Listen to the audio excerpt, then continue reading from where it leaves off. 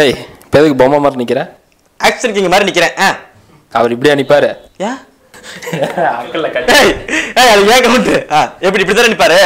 அது நான் லைட்டா பாடி ஏத்திட்டேன், அதனால எப்படி நிக்கிறேன். நல்லா இல்ல. அது ஏன் இப்படிலாம் வந்து நம்ம அர்ஜுன் சார் வந்து இமிட்டேட் இவ்வளவு கேவலமாக பண்ண மாட்டார், நல்லா பண்ணுவார் மனுஷன்.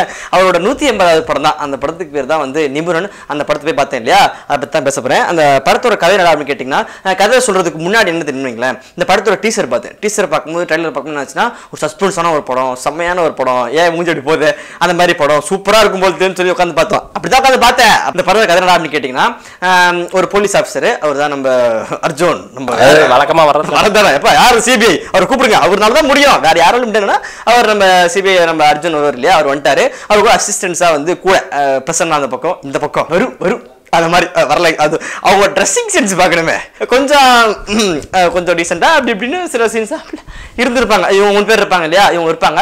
ஒரு கேஸ் மர்மமான ஒரு முறையில் வந்து கொலை நடந்துகிட்டே இருக்கும். அந்த பொம்மை ஒரு கொலை பண்ற மாதிரி வந்து காமிச்சிருப்பாங்க. பொம்மையை கொலை பண்ணி பொம்மை மாதிரியே மாட்டிடுவாங்க, அந்த மாதிரிலாம் மாட்டுவாங்க. சஸ்பென்ஸ் அப்படியே எடுத்துட்டு போயிட்டே இருப்பாங்க. கடைசியில அந்த மர்மமான கொஸ்டின் மார்க் நபர் யாரு, அவங்க எதுக்காக கொலை பண்ணாங்க, இவங்க கண்டுபிடிச்சாங்களா இல்லையா, அதுக்கான பிரச்சனைகள் தான் அந்த படத்தோட கதை. இந்த படத்தை பார்த்தீங்கன்னா சஸ்பென்ஸ்லாம் நிறைய இருக்கும், வெளியே சொல்லிடாதீங்க அப்படின்னாங்க. அதுக்கப்புறம் தான் படம் பார்க்கும்போது தெரிஞ்சு, சார் சஸ்பென்ஸ் நீங்களாம்ல எங்க இருக்கு, கொஞ்சமாவது எங்க வீட்டு சஸ்பென்ஸ்ல இருக்கு தெரியுங்களா. நேற்று ஒரு வீடியோ போட்டோமே சஸ்பென்ஸ், அதுல சஸ்பென்ஸ் வச்சிருந்தோம். இந்த படத்துல எங்க இருக்குன்னு தெரியாது. அடுத்து போய் அந்த படத்தோட ஹீரோ அர்ஜுன், அவரு ஒரு நல்ல வெயிட்டான ஒரு லவ், சும்மா சொல்ல வேண்டிய சும்மாவே அவர் பாட்டு பரப்பாரு போவார் அடிப்பாரு, சூப்பரான ஒரு போலீஸ் ஆஃபீஸரோட பண்ணிட்டு இருந்திருப்பாரு. அடுத்து பிரசன்னா அவரோட ஹேர் ஸ்டைல் வைஸ் எல்லாம் மாத்திட்டு ஒரு நல்ல ஒரு போலீஸ் ஆஃபீஸரா வராரு. அதுக்கப்புறம் வரலட்சுமி இல்ல வரும், அவங்க வந்து பாத்தீங்கன்னா அவங்களும் ஒரு கியூட்டா சூப்பரா சீஃப் வாட் சீஃப் என்ன சீஃப் நீங்க அர்ஜுன் அப்படின்ற மாதிரி சீஃப் போக சீஃப் சொல்லிட்டு அவங்க வாயில வந்து சீஃப் மட்டும் தான் வரும். பக்கத்துல ஒரு ஃப்ரெண்ட் உட்கார்ந்தாரு, அவர்கிட்ட கேட்டிருந்தேன், சார் படம் பார்க்கும்போது எப்படி சார் ஃபீல் பண்றீங்க அப்படின்னா சொன்னாரு, தம்பி இல்லப்பா விக்ரம் தான் ஒரு படம் பார்த்தேன், அந்த படத்துல போலீஸ் ஆஃபீஸரா நீ பாத்தீங்களா? ஆமா சார் பார்த்தேன். இல்ல அதை பார்த்துட்டு இங்க பார்க்கும்போது கொஞ்சம் ரைட்டா நமக்கே டவுட்டா இருக்குப்பா, அவங்க போலீஸ் ஆஃபீஸர் பார்த்தாங்களா இல்லையாரு, அந்த மாதிரியான ஒரு சில விஷயங்கள். ஏன்னா வந்து போலீஸ் ஆஃபீஸர் இருக்கலாம், சீஃபா இருக்கலாம், ஆனா வந்து அது மட்டுமே வந்து பண்ணுவாங்களா? ஒரு சீஃப் ஓகே, சில இடத்துல சேரா கூப்பிடலாம், பார்க்கும்போதெல்லாம் சீஃப் தான் கூப்பிட்டு இருப்பாங்க, அது ஒரு பக்கம் இருக்கும். இன்னொன்று வந்து ஒரு பெரிய ஒரு விஷயம் என்னன்னா, இவங்க கதை நான் நம்பின ஒரு விஷயம் என்னன்னா, சஸ்பென்ஸ் ஒன்று இருக்கும், நான் சொல்ல மாட்டேன். அர்ஜுன் சாருக்கு ஒரு நோய், அதை நான் சஸ்பென்ஸாக வச்சிருக்கோம், ஒரு நோய் வந்திருக்கும். அந்த நோய் இருக்கிறனால தான் ஒரு சில தடங்கள்லாம் மீறி போவார். அது என்ன நோய்ன்றதை வந்து நீங்க தேட்டரில் போய் பாருங்க. பட் அந்த நோய்க்கும் அந்த கதைக்கும் சிங்குக்கு சம்பந்தமே இருக்காது. ஏன்னா வந்து ஒரு வெல் ட்ரெயின்ட் ஒரு சீஃப் போலீஸ் ஆஃபீஸர் மட்டும் இல்லை, சிபிஐ வாங்கல, அந்த மாதிரி வெல் ட்ரெயின்ட் அவர் என்ன பண்ணுவார், அந்த மாதிரி இருக்கும்போது ஒரு பீரியட்ல வந்து அப்படி சுற்ற போவார். அப்பதான் அந்த நோய் தாக்கம் வேற.